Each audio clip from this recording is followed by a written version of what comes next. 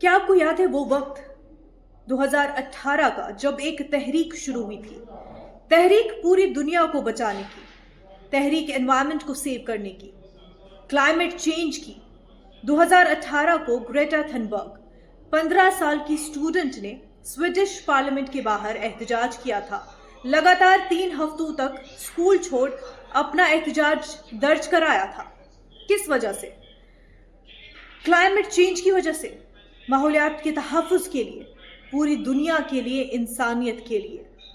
2018 में जब ग्रेटा ने ये मुहिम शुरू की थी, ये तहरीक शुरू की थी, तब काफ़ी रिस्पॉन्स मिला था। हालांकि इससे पहले भी और अभी भी कई एनवायरमेंटलिस्ट, कई एक्टिविस्ट आज भी प्रोटेस्ट करते हैं, आज भी तहरीक चला रहे हैं, ग्रेटा भी चला रही हैं। लेकिन उस वक्त जब ये प्रोटेस्ट, ये तहरीक शुरू हुई थी, तब कई तरह के रिएक्शन सामने आए थे। कई लोग जो ग्रेटा के सपोर्ट में सामने आए थे। क्लाइमेट चेंज के हवाले से वो अवेयरनेस लोगों में बेदारी पैदा करने की कोशिश कर रहे थे। तो कई ऐसी पॉलिटिकल पार्टियां भी हैं दुनिया भर में, कई ऐसे पॉलिटिशियंस रहे जिन्होंने मजाक भी उड़ाया, जिन्होंने कहा कि एक स्टूडेंट को स्कूल में होना चाहिए, क्लासरूम में होना चाहिए, न कि सड़कों पर प्रोटेस्ट करते हुए। बल्कि कई ऐसे लीडरान भी रहे जैसे कि डोनाल्ड ट्रंप, जिन्होंने सिरे से नकार दिया कि क्लाइमेट चेंज जैसी चीज तो कोई होती ही नहीं। पर क्या वाकई में क्लाइमेट चेंज कुछ है ही नहीं? क्या वाकई में ग्लोबल वार्मिंग बस एक वहम है और कुछ भी नहीं? हम जब आसपास देखते हैं तो हमें समझ में आता है कि क्लाइमेट चेंज वाकई में है और उसके असरात हमें हमारे माहौल पर, रोजमर्रा की जिंदगी पर दिखाई देता है। जम्मू कश्मीर की बात करें तो जिस तरह से क्लाइमेट चेंज हुआ है, वेदर चेंज हुआ है, बारिश नहीं पड़ रही, बर्फबारी नहीं हो पा रही, जिस वजह से हमें देखने को मिल रहा है कि किस तरह से पानी की किल्लत लोगों को हो रही है। और ऐसे में आने वाले समय में लोगों को और भी कितनी ज्यादा मुश्किलात हो सकती है, पानी की कितनी किल्लत हो सकती है। तो क्या वाकई में ये क्लाइमेट चेंज सिर्फ एक बहाना है या फिर एक कहानी है जो एक्टिविस्ट सुनाते हैं? बिल्कुल नहीं। हम अपनी रोजमर्रा की जिंदगी में इसकी सच्चाई देख रहे हैं। जम्मू कश्मीर में साफ तौर पर एक ऐसा वक्त आ गया है जहां पर खुश्क साली है, ड्राउट है, पानी की किल्लत है।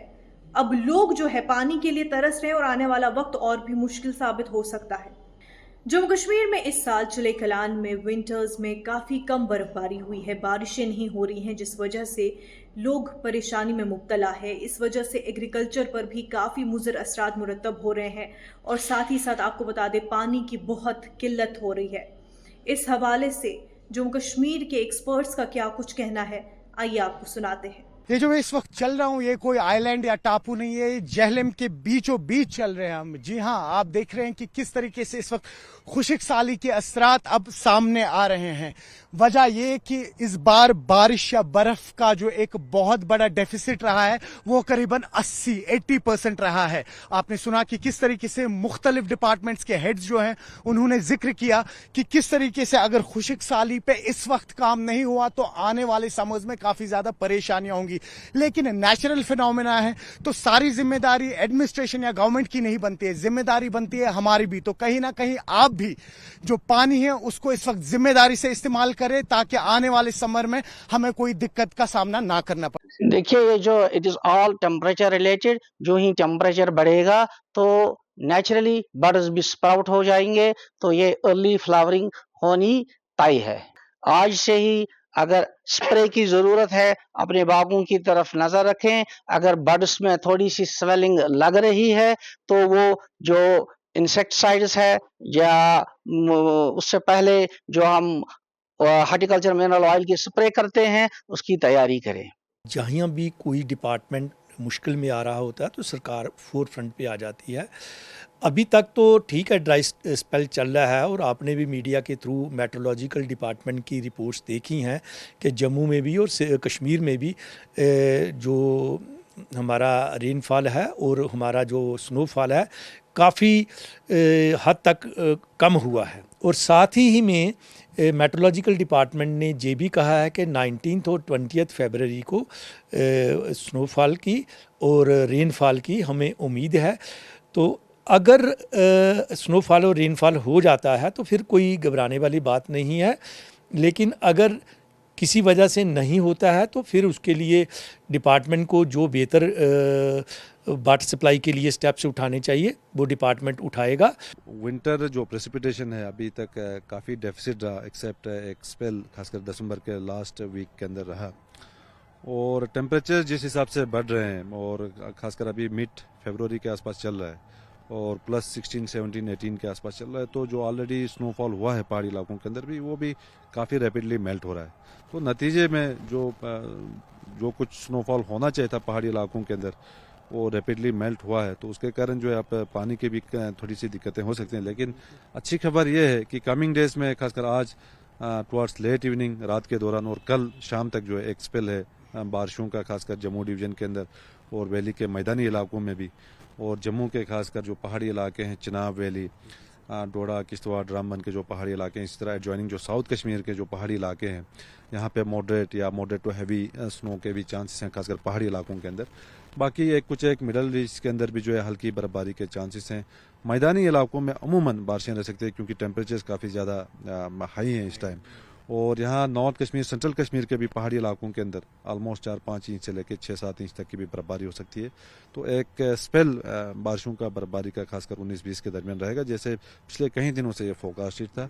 और कमिंग डेज में भी खासकर 25, 26, 27 के दरमियान एक स्पेल है जो अब तक का मुझे लगता है थोड़ा सा मॉडरेट टू स्ट्रॉन्ग WD जो है माना जा सकता है, खासकर जनवरी फरवरी के महीने की बात करें तो एक अच्छा स्पेल के इम्कानात हैं, खासकर टुवर्ड्स एंडिंग फरवरी।